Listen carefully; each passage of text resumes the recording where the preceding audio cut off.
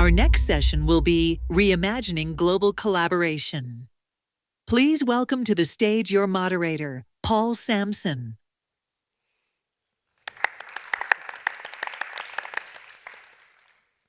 Hello, everyone. Good afternoon. My name is Paul Sampson, President of the Centre for International Governance Innovation, a think tank based in Ontario, Canada. Pleasure to be here this evening, and we're talking about reimagining global cooperation or collaboration. And I think that's exactly the right question to be asking ourselves right now in the turbulent world that we're in. It's often said, don't let a good crisis go to waste in terms of the opportunity to change things for the better. But I would say that right now in the crisis situation that we're in, you don't want it to go off the tracks either, right? So it's a crisis. There's a good opportunity to make things better, but there's also a possibility of things getting worse. And let's make sure that that doesn't happen. So we're going to talk about some bold ideas and action today. And there's nothing closer to the center of a global issue than the global environment and global climate change. So we're going to be focused on that issue. Today we've got very interesting speakers who I will introduce in a moment from Canada, from South Africa, from Brazil, and based in Brussels, but with a very global background, based originally, I think, in Madagascar. So delighted to have our speakers today. I will introduce them briefly here now. In alphabetical order, what I have here is Patricia Fuller, who is the President and CEO of the International Institute for Sustainable Development, based in Canada. Welcome, Patricia. And we have Holly Ranyvos-Anani, who is Deputy Executive Director of the Africa-Europe Foundation, based in Brussels. Delighted to have you here today. We have Elizabeth Sideropoulos, who's the Chief Executive Officer of the South African Institute of International Affairs, and of course also the T20 co-chair this year for South Africa. And we have Isabella Teixeira. I'm not sure if my pronunciation is very good. Teixeira. It's perfect. Almost Isabella Brazilian. Teixeira. Perfect. Perfect. Former Minister of Environment in Brazil and a member of the International Advisory Board of the Brazilian, of several things, I believe, and also based at the Brazilian Center for International Relations. Yes, and also 9 Nations, DESA, Economic and Social Council, and also different hats with the same head, so it's complex. Fantastic. So thank you for bringing all that knowledge to us today. So the way we're going to do it is, I've got a specific question for each one of our panelists, and then we'll open it up to some broader questions, and you can come in as you like. Now, I mentioned that it is a tough moment in global cooperation, and we're seeing that in climate change, right? Commitments and expectations over the last few years are not on track. So the first question, I'm going to start with you, Patricia. You were heading up one of the task forces for the Think 7, and I'm going to refer to that in a moment, and I believe there's a screen that shows the results coming out of the Think 7, but we'll come back to that. So Patricia, you were one of the task force chairs, and you looked at climate change. What were your key takeaways from that, or your key messages for the G7 or the broader community? Thank you, Paul, and thank you for your leadership of the Think 7. It's been fantastic, and also thanks to Isabella Teixeira and the other co-chairs of our task force on climate, energy, and the environment. This process has been, I think, a really good one to bring together think tanks against these problems, and we can talk a little bit more later on about the role of think tanks. But our task force, I think, looked at this context that you've alluded to, Paul, and recognized that certainly it is challenging, and it's no small challenge for a relatively new Prime Minister Carney, who has to pull together a G7 summit in the course of a few weeks after taking on his new role. So the time to June is short, and let's say the positions of different G7 leaders around the table are not necessarily going to be aligned on issues like climate change. So I think the perspective that we took in the task force was to say, yes, look for areas of common ground. That's always important in strengthening the G7 and finding those areas where the G7 can be aligned. But also be cognizant that the G7 has consistently had climate change, energy, as central issues of its communiques, and has addressed those issues in an integrated way, recognizing the interlinkages between climate change, energy security, and economic stability more broadly. So against that background, we said, yes, look for the common ground, but also, if necessary, use approaches of what I would call optionality to make sure that the G7 does make a clear statement in line with its previous commitments around climate change. And that it clearly underlines the need for international cooperation on these challenges. So we made recommendations in the area of strengthening energy security and climate change through things like reiterating the G7's previous commitments on renewable energy and energy efficiency and fossil fuel subsidies, and strengthening international partnerships on critical minerals, which are so important for the energy transition, improving access to financing for sustainable development, recognizing that the debt crisis, which has been so much a subject of discussion here in Berlin, it's essential that the G7 send a strong message of support and international cooperation to meet that crisis.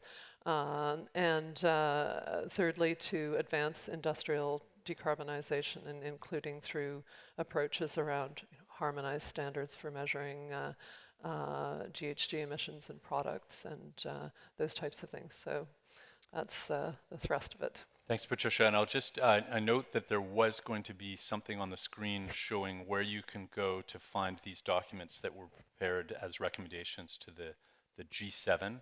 If you go to think7.org, you will find them. And I think at some point there will be something on the screen showing the QR code for that. So let's keep going here, and we'll turn to you, Elizabeth, next, that you're a core leader in the T20, the Think 20 that's going on, and the South African G20 preparations. So how are you planning in the T20, or more broadly, to tackle this issue of climate change? How are you going to approach it?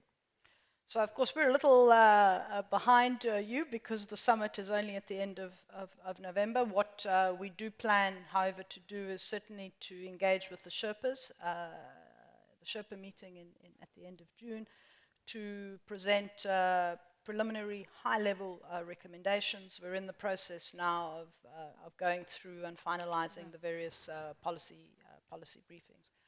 Of course, both in the South African G20, the official track, as well as in the T20, climate change, just energy transitions, and critical minerals are some of the priorities that South Africa has identified.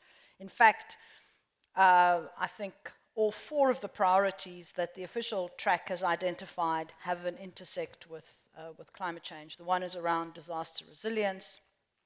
The second one is, of course, around debt sustainability, and you've already alluded to the role that climate and natural disasters play on that and the energy transition. The other one is a just energy transition partnerships, so country platforms. It's about investment also. And then the last one is around critical minerals. Those are the four priorities, the high-level priorities for South Africa. So they're all connected to the challenge of climate change. In the context of the task force on climate and just energy, which is one of the 5 task forces in the South African T20 presidency, we've identified 4 key themes under which there are a number of policy briefings that have been submitted, and also themes that we're engaging specifically with the official track on. The first one, which has become even more geopolitically interesting is the promoting sustainable and equitable critical mineral value chains. South Africa sees that also as very closely linked to industrialization and building up regional value chains. And the fact that both South Africa and many other countries on the continent have so many valuable resources for the green energy transition, and in the context of what we've seen play out in the last week as well, this is obviously critically important. And it links also to the UN panel on critical energy transition minerals that South Africa co-chaired. So we've got a group of themes focusing on critical minerals. The second one, which is also really important and is very much a topic in the finance track, is about scaling adaptation finance. The discussion in climate circles tends to be a lot on reducing emissions, on mitigation. But we know in the African context, with the possible exception of South Africa, which we recognize has a big carbon footprint, but the issue here is not about reducing your carbon, reducing your energy. It's actually about getting energy to over 600 million people on the African continent who are energy poor. But I think very importantly, it's how these countries are able to adapt, and the finance necessary for those countries to adapt, and the finance is both quality and quantity. So it's not, we keep getting caught up in the amounts, that's important, but it's also the quality, the extent to which there is concessional finance, grants, and so on. The third one is about just energy transitions. That's really important in terms of creating country and investment platforms, and that is an issue that is both in the Sherpa and the finance track, and we've identified that as critically important. And linking to the G7. And also linking, of course, to the G7, and of course, in the context of the US pulling out of South Africa's, the contribution that it was making to the JET-P, there is also an issue there about how you fill that gap. And then lastly, of course, biodiversity, climate development nexus. We thought it was important to reflect on biodiversity as an element, because we tend to think about climate change and forget about the links with biodiversity. There's a lot of ideas, a lot of them focusing on actually implementation. How do you get from great ideas to actually doing things on the ground? And I'm hoping that we can get some really concrete, practical suggestions for the various working groups in the official track that they can find meaningful and helpful in their execution. Super, thanks very much. And so we're going to keep going around the table here, and then I'm pre-warning you that tough questions are going to start, right? And these are the warm-up questions. Isabella, can we turn to you next? So former Environment Minister, you were part of the Think 7, you're part of the Think 20. Of course, Brazil hosted the G20 last year, so you've been very involved. What came out of Brazil's year on climate, or what are your perspectives about what happened and what worked? Okay, thank you very much. Good afternoon for everyone, and nice to see my friends again. It was a great experience to share some thoughts and also to discuss in T7 and T20 last year. Brazil chaired T20, and also my friend Elizabeth. Nice to see you again, my dear friend. And I try to provoke here some new perspectives, because based on my experience and my understanding of what's coming, first of all, climate, we're discussing not only climate change, we're discussing climate politics in the context of the new geopolitical game in the world. This is the first point. This means that we have been discussing climate change inside United Nations, the multilateral system, and outside multilateral system. This is completely different that we have experienced in the last years. And when you go back to check all the geopolitical conditions that we had to adopt Paris agreements, all of them is over today. Okay, and I was the head of Brazilian delegation, one of the key players of Paris agreement negotiation. Is absolutely different.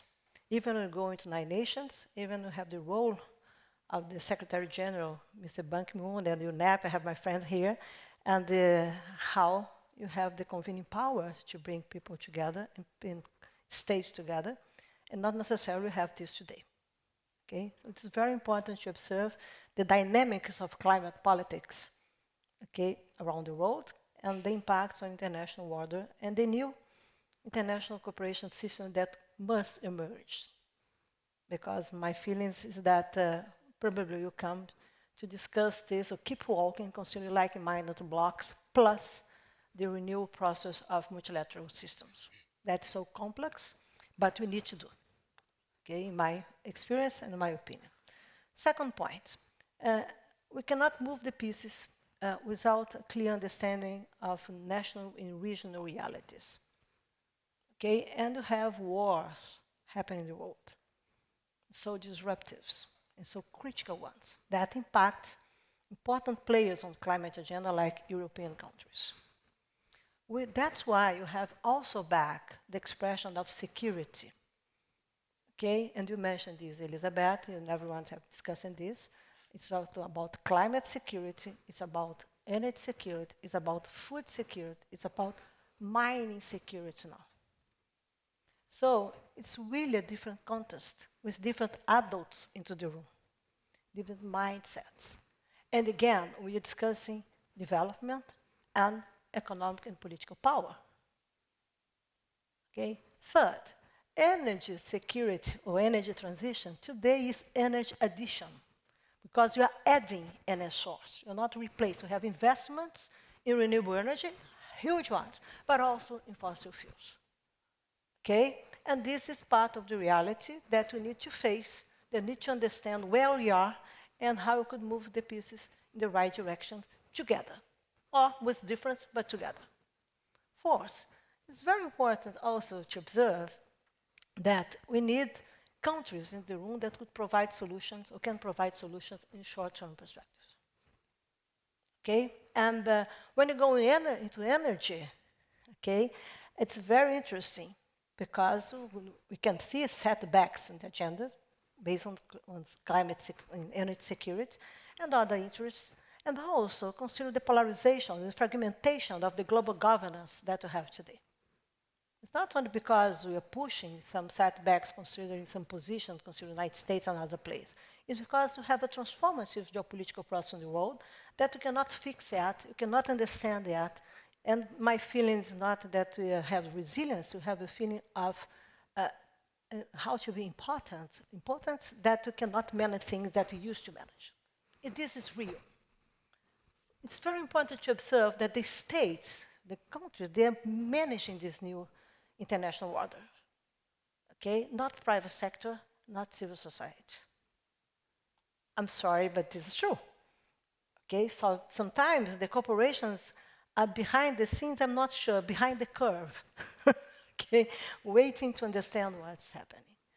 It's very important also to understand on the climate politics that three things must be seen. The first one, that we took decision based on electrification and decarbonization. And this is so intensive in natural resource, so intensive critical minerals. This is emerging agenda, powerful one, and also on energy. Also, it's full dependent on technologies. Which countries have technology to provide solutions, share solutions today without geopolitical game into the room? Okay? And it's very interesting to understand this momentum of climate politics. And together with this, we have not biodiversity, Patricia, more than this, is nature politics. Nature politics coming because it's not only about biodiversity, it's about natural resource. It's about natural capital. It's about the South. Go to low-income countries and let's think about the assets, natural assets that this country has. They have equity. Let's change the lens. When you go to financial world, we're economists. I'm not an economist. I'm curious. God bless me. Okay, but more than this, we need to understand how the new societies that are coming have the perception versus realities. Okay, what is happening in the world. And finally, I need to provoke you, and I provoke my friends from UNEP there, say, look, it's really after 35 years for Rio 92, something like this. I was too young, I remember this, okay? But if you want to come to discuss solutions that connect the dots, because we go to power, which power means we generate energy, and supply chains, international trade. This is the composition. Understand these in technologies. Go put this on the shoulders of nature, okay, and understand what it means. So, for me, if you want to understand something also crucial, because climate change is happening, it's not something that will happen in the future. We used to discuss something by 2100, 2007, 2050, 2004. No, it's now, okay? And we have the new generations to convince the new generations that the future will be better than we have today. God, it's really hard, okay? So the perception, again, is that you're not able to manage things. But for me, it's very important to provoke new political rooms and to try to repack, or to recluster people and institutions in different ways. So when you go into solutions on energy, for example, I'm so tired of the arguments from some countries that say that you cannot have biofuels because of food security. Wake up call. Wake up call, please check the realities. So I like to propose, and I'm proposing this, and Albert knows this, that we must discuss not energy transition, not only energy transition, but land transition. It's important to reconnect things, to bring things together. Please bring new adults, new minds into the room, new brains into the room. If not, come on, it will be the same in the future. And we need to stop moving the past. Okay, the past brings us to the present, but we must have the future in the present in such a way that we can have new problems. I'm so tired of the past. So I invite you to be provocative, and I hope that COP30 in Brazil open really new rooms, new ideas, new perspectives, shaken and movers, and to understand the importance of multilateral systems, but the importance that today the issues are so critical that we have inside and outside different contexts, different constituents to come together. If we are able to move the pieces, to understand the problems, and land based on reality, I'm confident with my pragmatism that we can do better in the short-term perspective and avoid green-wishing and green-lash. Not greenwashing. Greenwashing is part of the equation. But it's critical to understand, and my last comment, how think tanks must come to provide solutions. And in this case, to discuss with private sector. That's why I'm proposing an innovative network based on our experience to come to have a network of think tanks that are able to provide knowledge and also strategic thoughts for private sector to go into action agenda and to implement things. The climate governance today not necessarily address private sector and no state members to act. And this is a big challenge. It's a really big challenge to change our minds, to change our way to approach things, and to share responsibility. And let's make better than we're doing today. I'm absolutely confident in this. And I think that I'd like to invite you, welcome to Brazil. Let's drink local and caipirinha and be happy. Thank you. It's good to end with a caipirinha. Yes. So this is like tropical agriculture with absolute traceability and supply chains, organic supply chains. So you've raised a lot of issues, and we're going to come to that in what I think is going to be a lightning round of questions at the end. But Holly, let's turn to you now, and like you're approaching this as a bridging or even a reset between Europe and Africa. Climate change is part of that. How do you see this unfolding? How are you focusing on climate change? What's your perspective?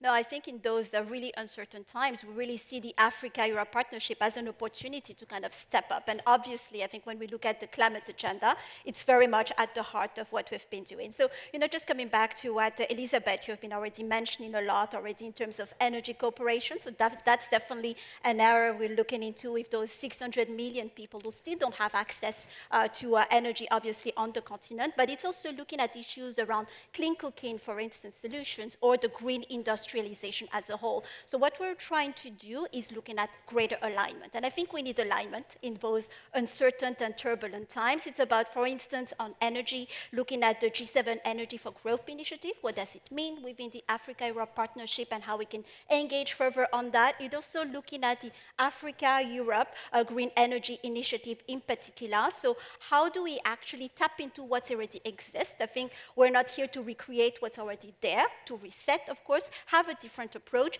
be very much more on what we would see as co-own, co-design, co-shared type of initiative, rather than, changing the narrative and also the paradigm that has been there for a long time on the donor-recipient type of approach that we have in this Africa partnership, and really have that kind of partnership of equals. Easier said than done, obviously, but I think we're heading towards that direction.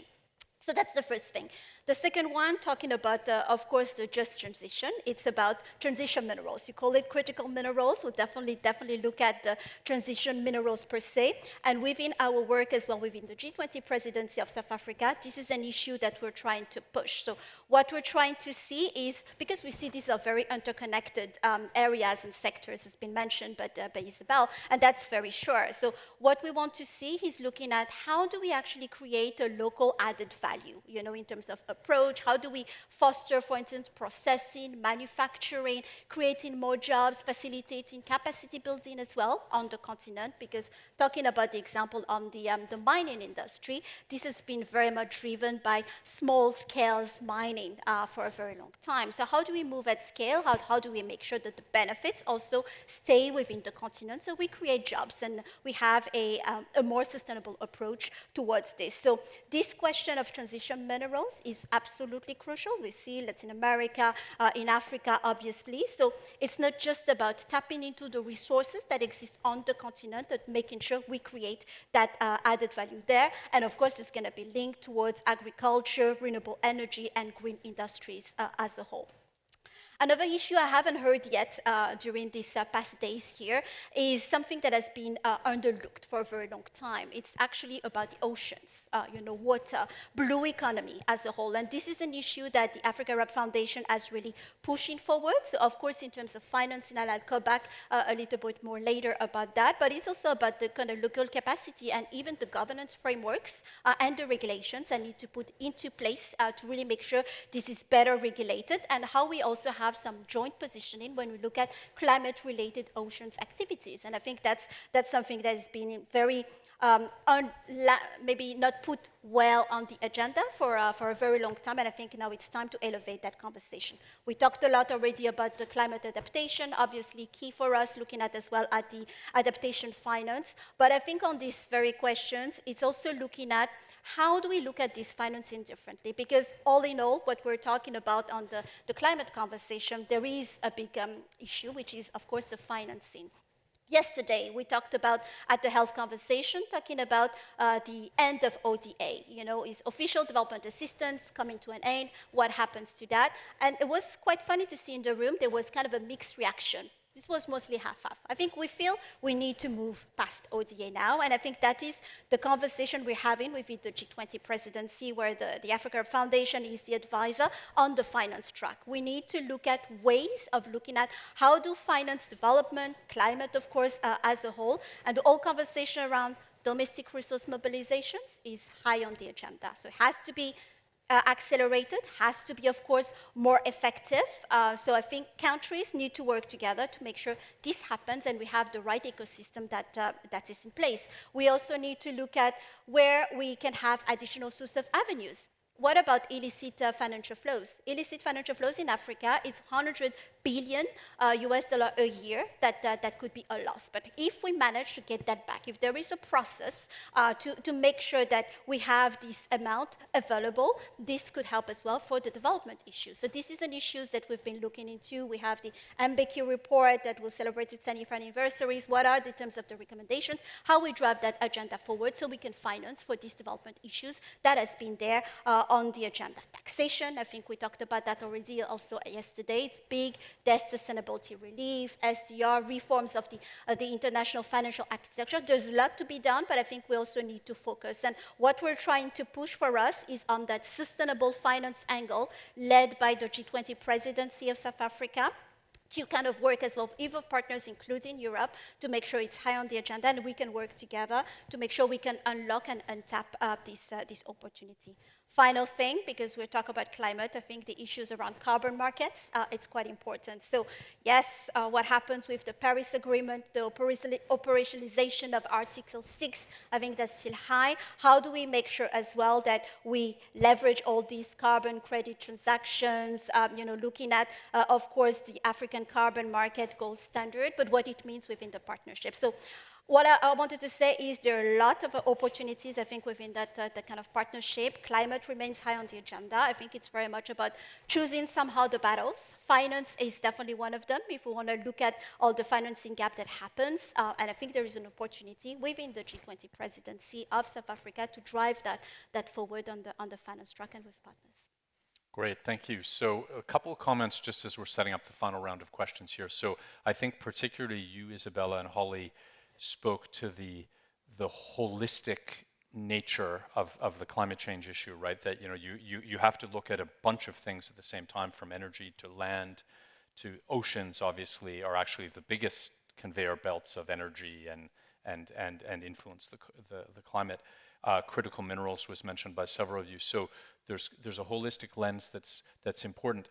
At the same time, there is a new world of energy right now that we've entered, right? And there were two drivers to that. One was energy security, when conflicts have broken out and countries are like, are we secure? I mean, Europe has been heavily impacted by this. And then at the same time, new technologies coming along that are huge users and demand for energy, data centers, artificial intelligence, et cetera. So this has put a spotlight on energy. And so one of the things that's happened, of course, is the World Bank now, just last week, has been asked, can't you look at all kinds of energy, opening up nuclear, for example, right? Like funding nuclear projects, which has never been the case for the Bretton Woods institutions. Big topic in Germany, obviously. But also the coal, is it appropriate to fund coal projects? And so energy is going to be at the center of it, and it's not necessarily going in the same direction as climate change. Now, nuclear would, coal obviously wouldn't.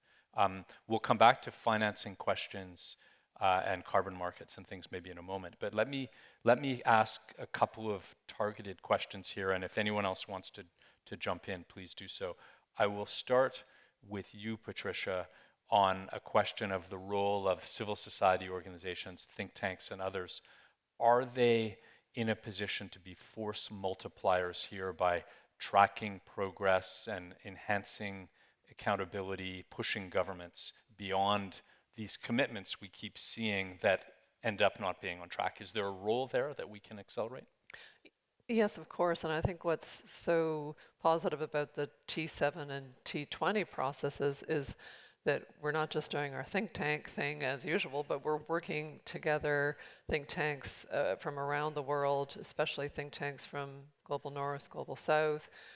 Very important to have those strengthened relationships among ourselves, and to come with in this context of highly fragmented international relations, pressure on multilateral cooperation and governance, as we've discussed here, I would say that the role of think tanks is all the much more important, to come with very practical, targeted recommendations that really reflect a breadth of perspectives from around the globe, and to support governments in being able to advance international cooperation in what is a very complex environment for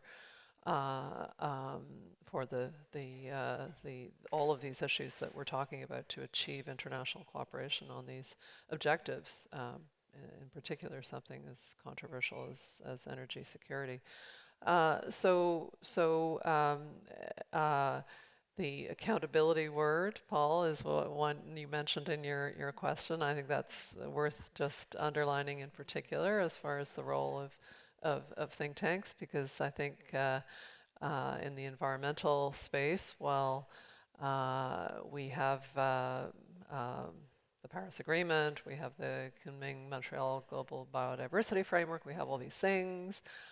We've knitted a fairly complex web, shall we say, of obligations and mechanisms for parties to report on their obligations, if we think VNRs and all these other things which governments have to do. So I think the role of think tanks is so important in just taking all of that vast amount of information and distilling it in a way that allows civil society to hold governments to account. And that sounds simple, but I think that's really important if we're to to keep the pressure on for governments to meet their commitments.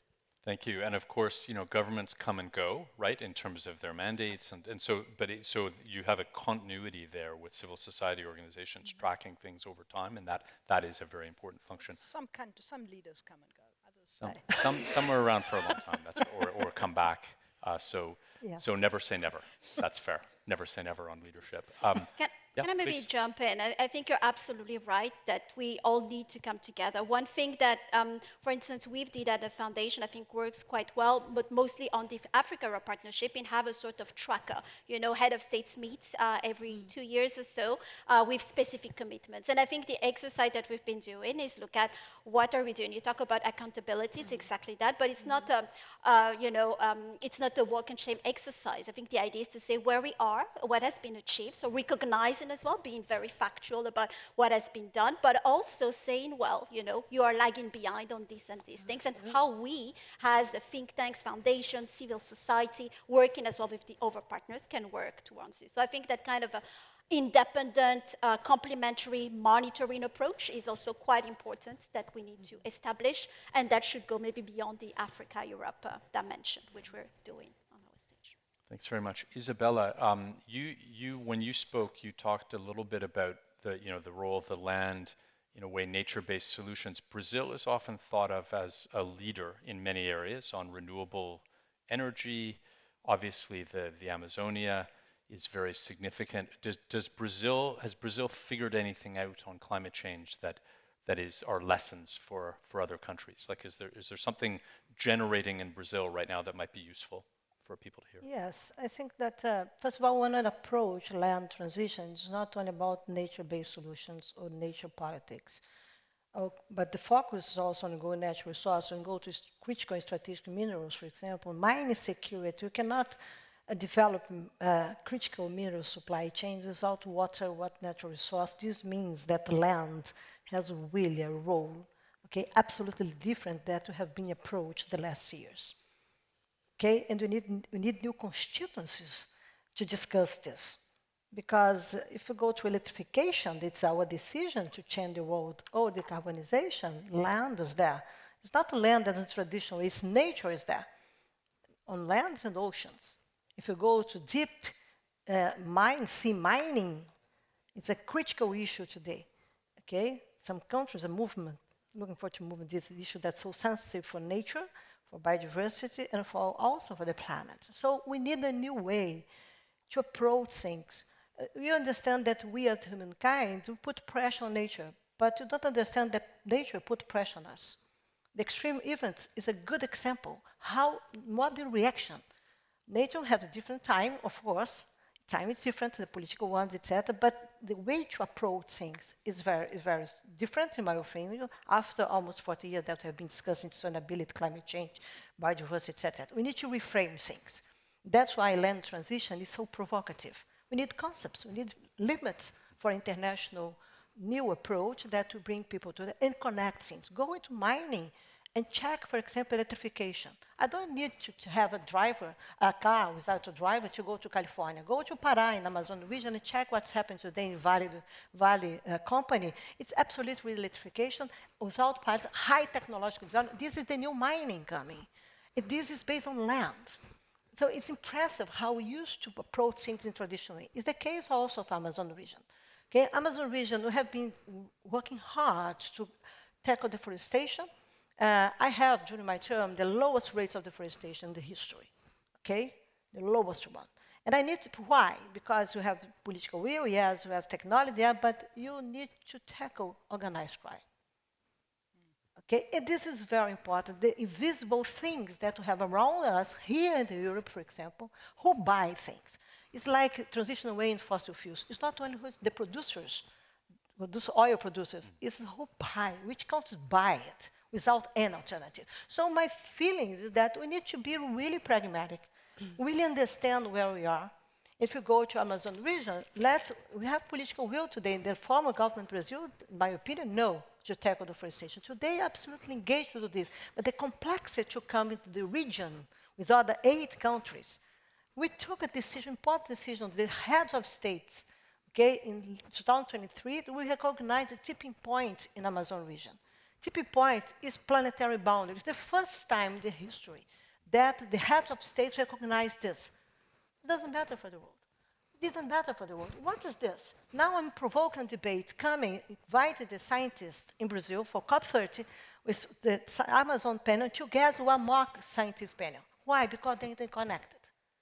Okay, and you need to understand this. So nature is really something fascinating. Okay, and we are coming, we run with synthetic biology, for example. So it's really how we could come to approach and convince people that to solve our problems, that you take time. This is very important to observe. You take time, that you failed, but you also have good games, good outcomes. For example, I wanted to illustrate Copenhagen COP. For everyone, it was a disaster because it didn't have a formal diplomatic outcome. But it was the first time that we have a basic group. It's emerging economies together. That was so, Brazil, South Africa, India, and China, that was critical. We're critical players to achieve the outcomes in Paris Agreement. So we need to understand the new dimension, how countries are moving, and also how societies are moving. So Amazonia, we are coming with nature-based solutions, bioeconomy, T20, Brazil president, we agreed the principle of bioeconomy, but we have a huge challenge. If we go to tropical agriculture in Brazil, it's not an Amazon region. When you go to beef in Brazil, 70% of beef production in Brazil is consumed by national markets. They produce outside of Amazon region. People don't understand this. So my idea is you can open things, discuss our trade-offs, discuss the solutions that we can have in the Amazon region. But if you go to Amazon region, it's so huge. I cannot have bioeconomy without infrastructure and logistics. It's impossible. It's impossible. So if you want scalability, if you want to generate income, if you have to go into social inequality, if you go to supply chains that will connect with international trade, people will be able to pay, but not only for the cost, but to have fair prices. This is the problem that you have today when you go deforestation. No one wants to pay for the costs that the countries have to go against things. So we need to recognize this and make sure that take time, but probably can provide solutions. It's good. Let's enjoy. Why not? Thanks very much. Thanks for putting that so concretely on the table. So 2 last very quick questions, and they're not easy ones, but if you can try to give a quick answer to this. So we need a new model at the domestic level, the national level. What about the global level, right? Is it fit for purpose now? The COP is old, it has old annexes. Do we have the right institution in place? Well, I think it's very clear, and we've been saying it for a long time, that the institutions are no longer fit for purpose. But changing them, of course, is going to be much more difficult. We know that the history of that our past history, transformative change, happens after transformative war. And so we really don't want to be in that situation. Transformative disruption, let's say. Transformative disruption. And that, I suppose, is where, in the current geopolitical environment, I think countries that are committed to the multilateral system more broadly, who also recognize, but don't necessarily always agree on exactly what needs to change, actually have to get into a room and build consensus. And consensus can't be the lowest common denominator. We actually all have to be much bolder. And I fear that, I don't know whether that mindset has set in yet, about actually if those of us who are still committed to the multilateral system, to international cooperation, actually don't cross some red lines that we have put for ourselves, we're not going to go beyond this, we're not going to think out of the box on a particular issue. The multilateral system as we know it can be eroded even further. And then you have to rebuild, and rebuilding is always takes time, it's costly, and it also erodes trust even more, and the social contract, because that's also critical. One of the challenges of multilateralism we haven't been able to necessarily articulate is why is it important to cooperate in the WTO? Why is it important to cooperate in the WHO? On the Paris Agreement, we haven't made that case sufficiently because we're not able to show how it ratchets down, what the domino effect is for the person in the street. Not all the time, anyway. And so that, I think, is what we need to look at. Thank you. So last question, we're coming right up against time here. So if the science is clear, if the urgency is clear, if impacts are already visible, why is it that implementation is lagging, and how do we energize that, Holly? What's your idea there? I think we're back to the financing problem and the funding. I think there's such a big financing gap, and we need to actually step in. So I was mentioning about the innovative financing models that we need also to explore, and that needs to be backed up, I think, by the strong political will. Hence, again, also bringing, I think, all the partners together. I think that's absolutely crucial. And then the other thing, just to close on this, is actually the coordination. I think all these different initiatives that pops in different countries, at the multilateral level, bilateral level, by region, etc., they need to come together at some point. So better coordination. I love the idea of the bold ambitions. I think that's more important than ever, but more importantly, coming together, I think, because it's global challenges and global purpose. Mm-hmm. So I think we're at exactly time here. So let me thank the speakers, and I think the moderator is going to come in and kick me off the stage in 30 seconds. So big thank you to the speakers here, and obviously this is the issue of our times, and we've got to find a way forward. So thank you for your commitment to this and your energy, and we'll see you soon in other conversations. Thanks again to the speakers. You can all stay seated. You can all join me in something that always gains you a lot of friends, which is announcing lunch and breaks. Just stick with us for 10 more seconds. You can stay seated. Thanks to all of you for these insights. Also, thanks again for not ending this conversation here. There's yet a conference day to come and a lot to be in exchange about. To you on the web streams, please make good use of this break that we're about to have in the program to be in contact with all the other participants and speakers via the digital platform. Share your thoughts at GSS 2025, if you will. And to all of us here at ESMT, find yourself a stranger to talk to in the guided tours. If you haven't had the chance yet, this is the last hour to vote in the Community Awards to meet the young global changers. And we'll see everyone back here at 2. Thanks a lot for all of your contributions.